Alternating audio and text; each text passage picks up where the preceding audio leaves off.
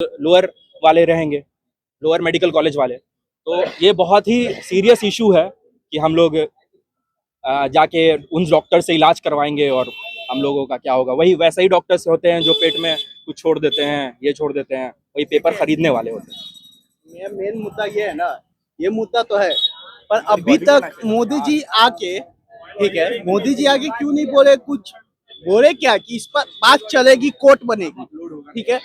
भैया कोर्ट क्यों बनाएंगे जब एक ही स्टूडेंट का दिमाग है कि इस्तीफा लेना है, इस्तीफा क्यों नहीं लिया गया, पहला क्वेश्चन। सेकेंड क्वेश्चन ये है कि क्या आपको डर है कि भुवनेश्वर में आपका सरकार गिर जाएगा? आपको यही डर है कि भुवनेश्वर में सरकार 20 एमएलए का सीट गिर जाएगा, ठीक है। पहले सेकेंड चीज, और थर्ड चीज, मोदी जी के एक दिमाग में और है, मोदी जी इस्तीफा नहीं लेंगे, ये हम लिख के दे रहे हैं आपको। क्यों नहीं लेंगे ये भी हम बता दे रहे हैं।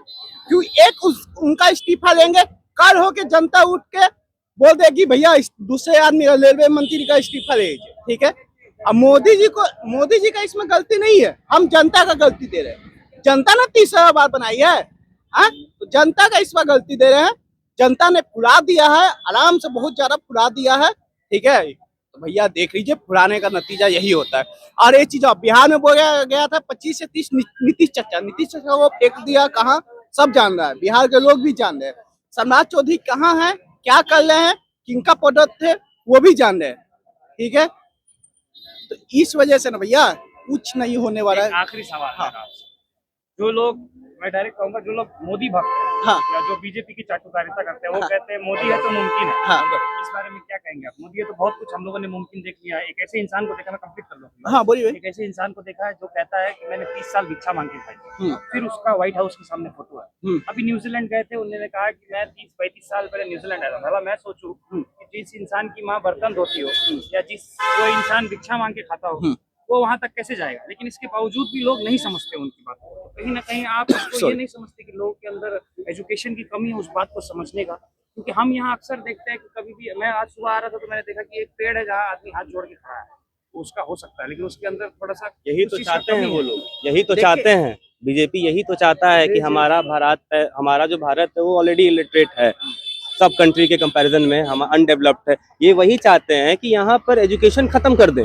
बिल्कुल एजुकेशन खत्म कर दें। इसीलिए 2014 से पहले देखिएगा, जो पेपर लीक हो गया हो, रीटेस्ट हो गया हो, पेपर कैंसलेशन हो गया हो, वो पहले के बाद 2014 से पहले बहुत कम था, 20-30 ऐसे होता था। अब 2014 के बाद ये 92 का आंकड़ा तोड़ रहा है।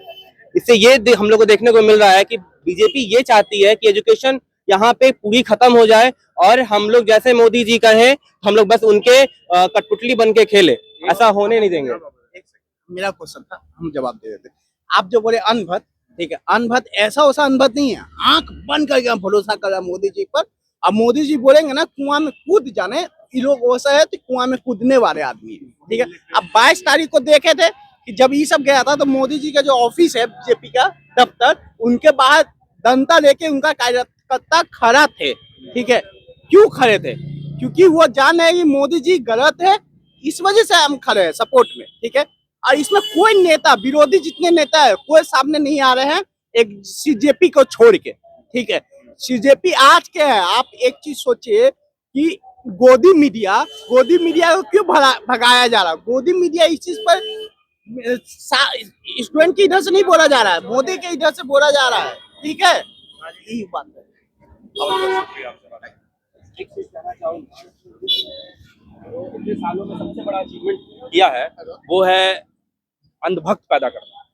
वो उनका सबसे बड़ा अचीवमेंट है, क्योंकि अंधभक्तों को किसी चीज से मतलब नहीं है, ना देश से मतलब है, ना एजुकेशन से मतलब है, ना हम जनता से मतलब है। उन्हें मतलब है सिर्फ उनके लीडर से। कुछ भी हो जाए, चाहे राम मंदिर में चोरी हो जाए, चाहे पेपर लीक हो जाए, वो कुछ नहीं बोलेंगे, कुछ भी नहीं बोलेंगे। लेकिन उनके लीडर के खिलाफ बोल दिया जाए तो सीधा कुछ नहीं सुन सकते वो लीडर के खिलाफ। आज जितने भी स्टूडेंट प्रोटेस्ट कर रहे हैं, सबको कहीं ना कहीं चाइना का एजेंट और पाकिस्तान के साथ हाथ बताया जा रहा है। इसमें क्या सोचते हैं? इसमें ये कहना चाहेंगे कि चाइना से सुना है मैंने कि फंडिंग आया, तो हमको क्यों नहीं मिला यार? हमको नहीं मिला, हमको तो नहीं मिला।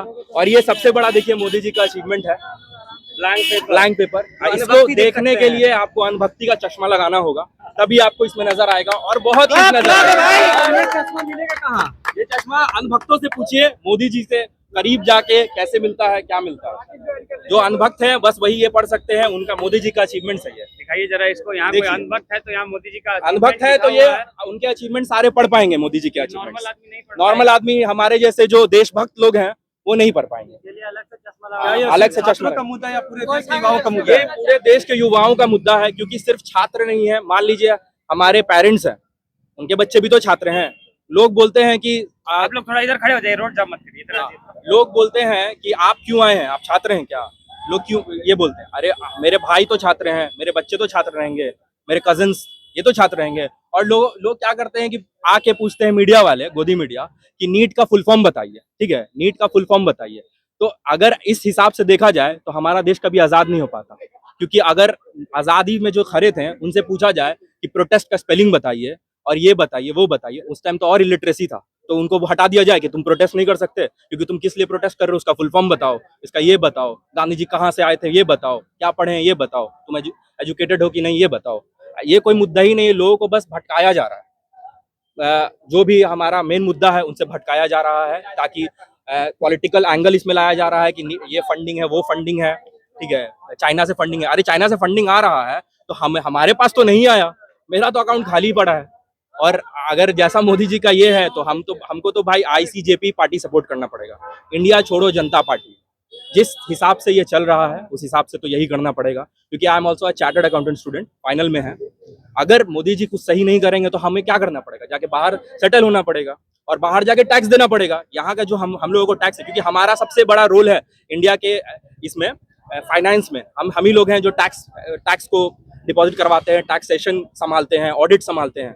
और अगर ऐसा हमारे साथ होगा, हमारे स्टूडेंट्स के साथ होगा, तो फिर यहाँ हम लोग को अच्छा एजुकेशन नहीं मिल पाएगा, अच्छा पब्लिक इंफ्रास्ट्रक्चर नहीं मिल पाएगा। ये पेपर लीक हो रहा है तो डॉक्टर्स नहीं मिल पाएंगे अच्छे, जो सबसे बड़ा मुद्दा है कि डॉक्टर्स हमें अच्छे नहीं मिल पाएंगे। एम्स वाले डॉक्टर सब पेपर खरीदे हुए रहेंगे, तो हम लोग जाके उनसे इलाज करवाएंगे, तो हमें तो बाहर ही जाके सेटल होना पड़ेगा ना।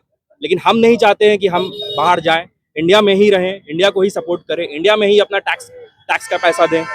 लेकिन अगर मोदी जी अपना अकाउंटेबिलिटी नहीं लेते हैं, एजुकेशन मिनिस्टर अकाउंटेबिलिटी नहीं लेते हैं, तो वो इंडिया को बेटर करके नहीं दिखाते हैं, तो फिर हमें वही करना पड़ेगा।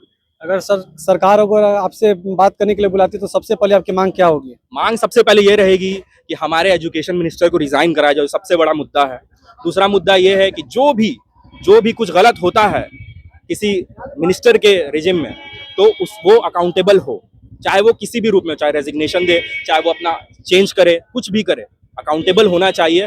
बीजेपी ये है कि बीजेपी हम स्टूडेंट्स को नहीं देख रहा है, बीजेपी अपने मिनिस्टर को देख रहा है। बीजेपी को अपने मिनिस्टर प्यारे हैं, हमारा एजुकेशन, हमारी मांग प्यारी नहीं है। क्या आपको लगता है कि इस आंदोलन से आपके पढ़ाई और परीक्षा पर असर पड़ने वाला है? बिल्कुल पढ़ने वाला है। मेरा एग्जाम ड्यू होने वाला है CA फाइनल का, मेरा आर्टिकलशिप अभी कंप्लीट हो रहा है। ऑफिस छोड़ के मैं आया हूँ, यहाँ हमारा लॉक में मेरा ऑफिस है जहाँ मैं अपना इंटर्नशिप कर रहा हूँ। अब मैं वहाँ छोड़ के यहाँ आया हूँ। 31 जुलाई इनकम टैक्स का ड्यू डेट है, वो काम को थोड़ा सा डिले करके मैं यहाँ पे आया ताकि मैं मुद्दा उठा सकूँ, प्रोटेस्ट कर सकूँ। वहाँ मेरा काम हैम्पर हो रहा है, इसकी वजह से हमको 11 PM फिर 12 AM तक काम करना पड़ सकता है, तो इस वजह से बहुत ही हैम्पर हो रहा है, जिसकी वजह से मेरा स्टडी भी हैम्पर होगा। आज बिहार बंद का आप लोग का मुख्य उद्देश्य क्या था और क्या सरकार से मांग? सरकार से अभी भी वही मांग है, एजुकेशन मिनिस्टर रिजाइन करें, मोदी जी सामने आए, सामने आकर हमारी मांगों को पूरा करें। मेन मुद्दा है एजुकेशन मिनिस्टर रिजाइन।